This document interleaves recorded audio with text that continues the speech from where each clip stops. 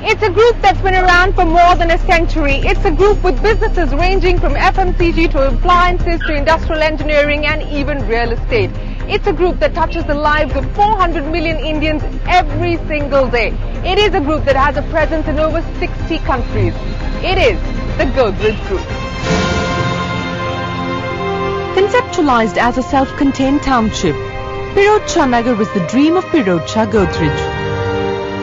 It became an island of prosperity with the promise of giving employees a new deal. A deal that included basic but comfortable, safe and hygienic accommodation.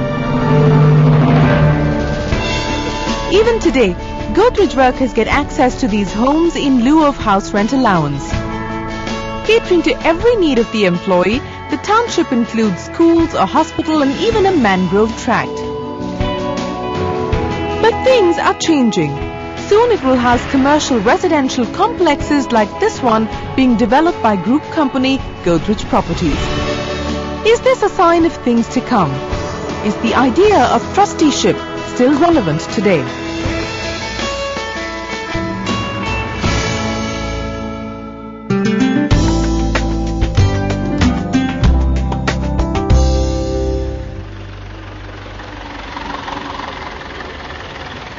But even Gandhi acknowledged that trusteeship could be seen as legal fiction. He even admitted that absolute trusteeship is like Euclid's definition of a point, an abstraction and unattainable.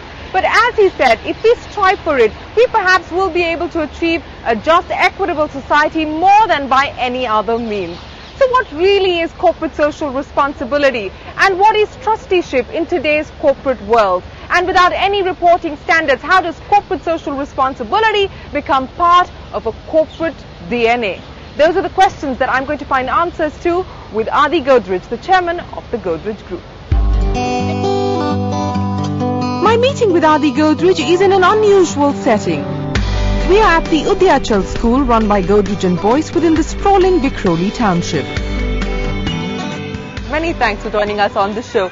Let me begin by asking you about trusteeship, because that really is the concept that the Godrej Group has worked with over the years. How has the concept of trusteeship evolved in your assessment, sir, over the years? Well, our founding fathers, my grandfather and his elder brother, founded the group on two principles. One was economic freedom for India. That was very important for them. The other was trusteeship. And we've continued this trusteeship legacy. We feel that giving back to society is extremely important.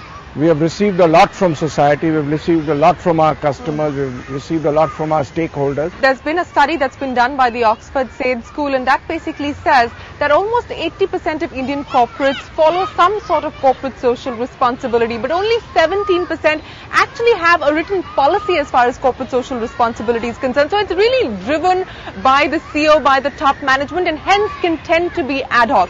How have you managed to institutionalize this concept of passing it forward? We communicate our corporate social responsibility goals around, we communicate it to employees, we communicate it to our shareholders, other stakeholders. We feel that's very important.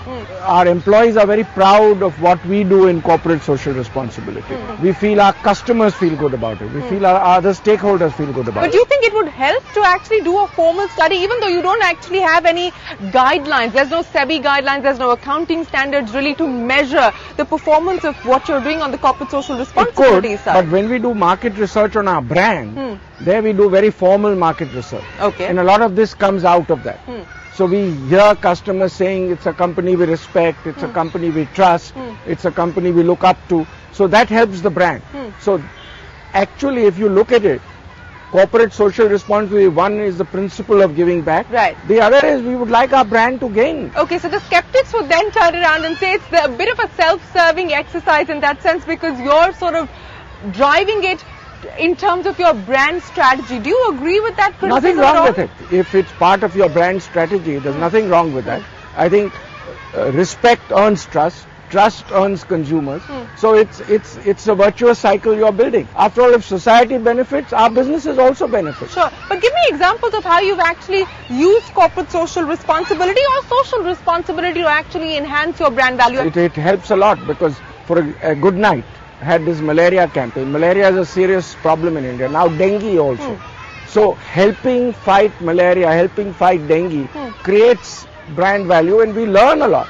We learn what kind of products we need to give to our consumers, what kind of changes we need to provide them. For example, take our green initiative. We started the green initiatives much before it became fashionable, much before it was even talked about. Yeah. Now it benefits. For example, our property development business is benefiting tremendously from our green initiative. Is it seen as a differentiator for you? Yes, absolutely. Yeah? Absolutely. So you can actually extract a premium from it.